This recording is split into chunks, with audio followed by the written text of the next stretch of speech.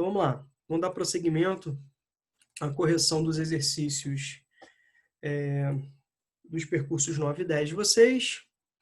Sofia deu uma ajuda para a gente. Fizemos até a 6, agora a gente vai para 7. Né? Vamos lá. Além das migrações que se dirigem para os países europeus, tanto as legais como as ilegais, existem os casos dos refugiados. Né? Quem me ajuda aqui nesse conceito mesmo? O conceito de refugiado tem um entendimento próprio. Quem que me ajuda aí? Como que eu posso definir refugiado, galera? De uma forma bem simples, bem didática, bem tranquila. Como que eu posso definir refugiado? Hein? Já discutimos bastante isso. Refugiados são aqueles, né, imigrantes que se deslocam da sua área de origem justamente porque eles correm risco de sobrevivência, risco de morte, tá bom? Isso está relacionado a vários fatores, né? Nós temos refugiados relacionados a guerras, a conflitos civis, né? A perseguições políticas, perseguições ideológicas, perseguições, né, religiosas, né? Tem a ver com refugiados que fogem de área de pobreza extrema, que ali não garante condições de vida, de ter acesso ao mínimo de sobrevivência, como, por exemplo, alimentação. Tá? E também nós temos os refugiados ambientais, ou seja, aquelas pessoas que migram porque os seus territórios de origem foram atingidos por grandes tragédias, né, naturais, climáticas, como, por exemplo, né, enchentes, inundações, deslizamentos, movimentos de massa, terremotos, vulcões, né, tsunamis, tá bom? Por exemplo, as duas grandes tragédias ambientais aqui no Brasil. Lembra das tragédias relacionadas ao rompimento da barragem de Mariana de Brumadinho? Legal? O que aquilo gerou? Refugiados, né? Refugiados por essa questão, que até hoje, né, os culpados não tiveram punições, né?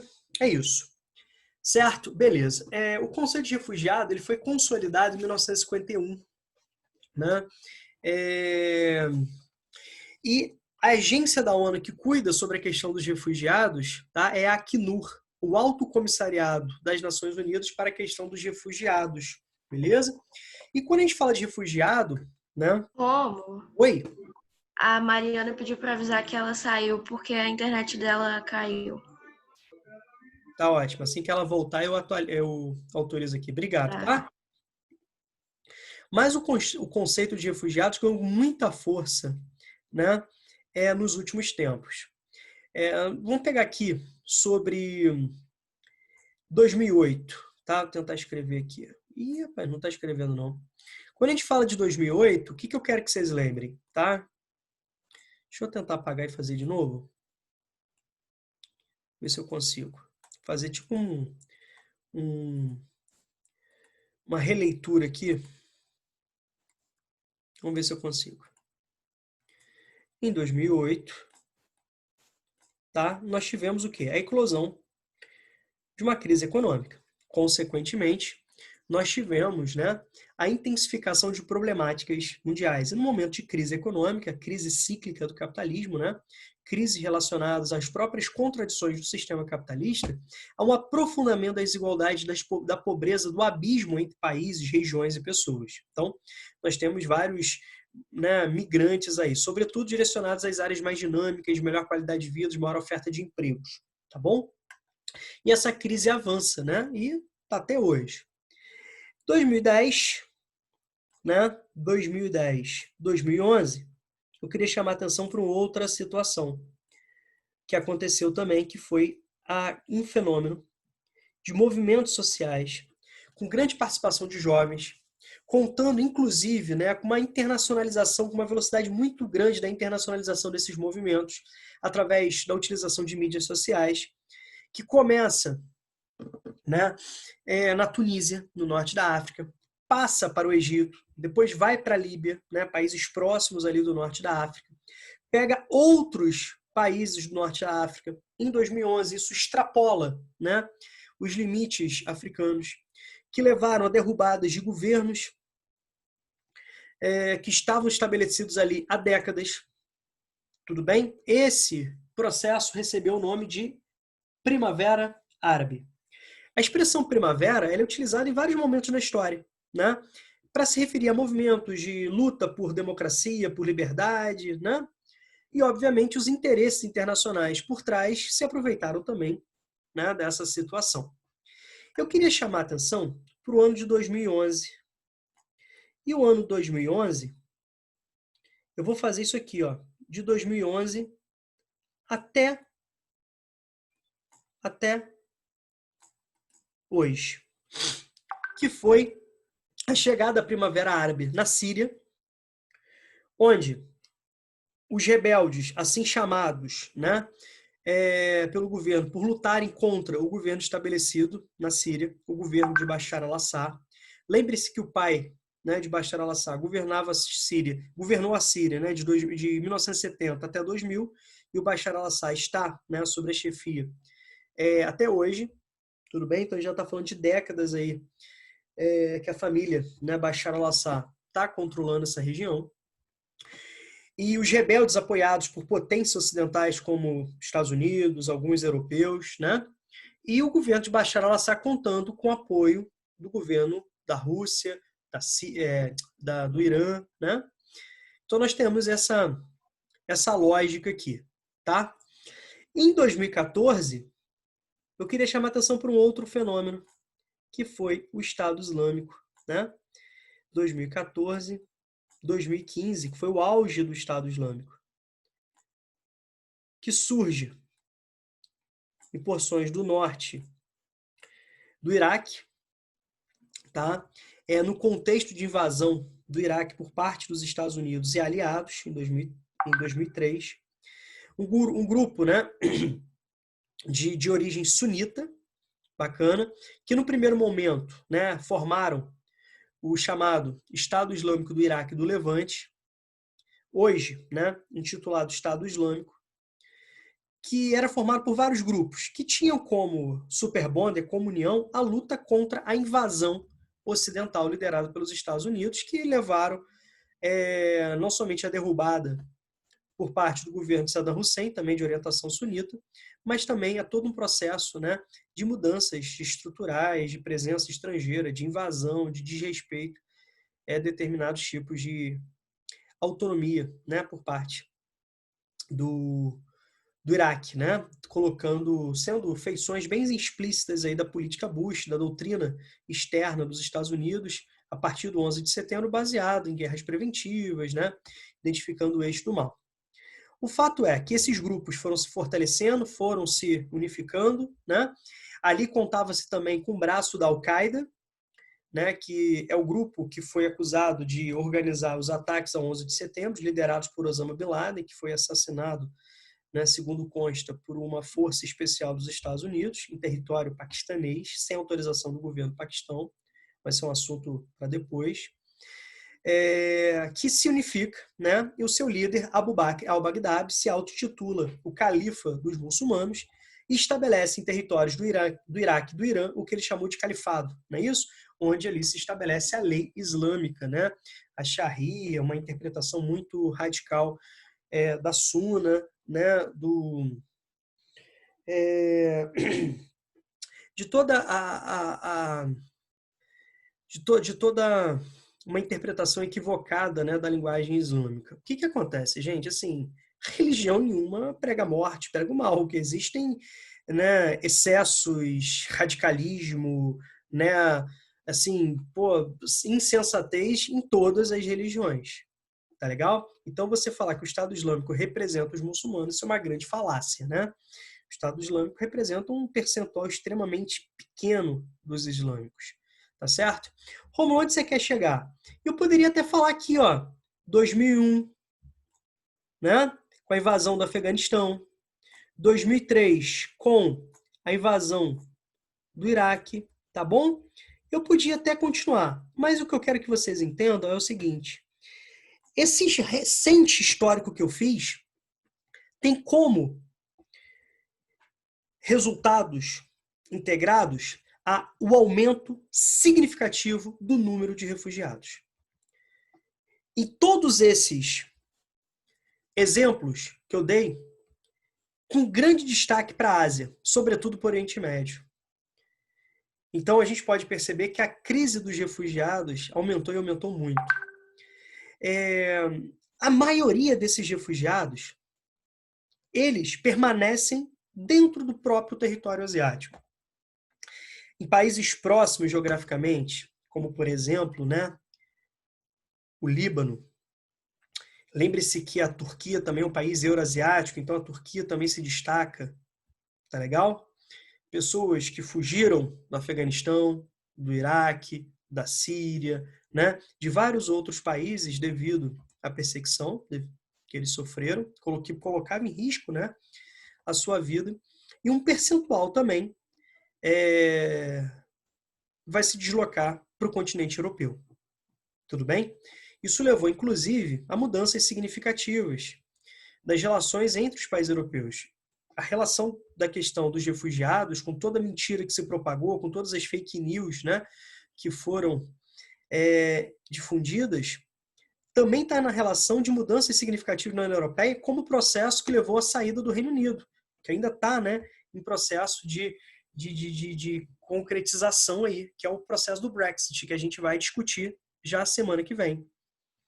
Tá? E vai ser um dos temas da semana que vem. Tranquilo? Alguns países, como a Alemanha, já adotam posturas muito mais amenas em relação aos refugiados.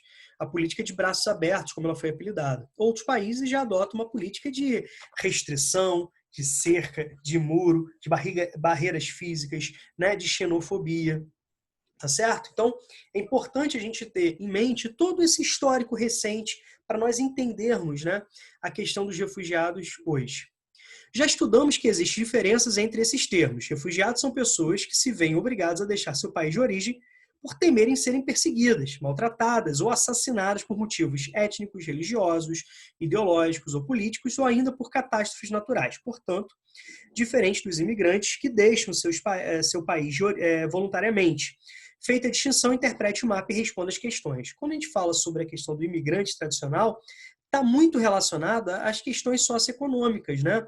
Busca de melhores condições de vida, empregos, né, com maiores remunerações, continuidade de estudo, né, processo de formação profissional, certo? Por isso que os países desenvolvidos e as áreas mais dinâmicas do globo são os principais destinos, né, desse tipo de imigrante tradicional, tá bom? Beleza, Europa, refugiados, tá certo? Como a gente pode perceber, a Turquia está sendo representada aqui. Lembre-se que a Turquia é um país euroasiático, embora comparativamente um percentual muito pequeno do território turco, né, esteja presente dentro da Europa, tá beleza? A Rússia também, né, é um país euroasiático, tá? Lembre das divisões das fronteiras naturais estabelecidas. Nós já vimos bastante, né, que separa o continente asiático do europeu. Legal?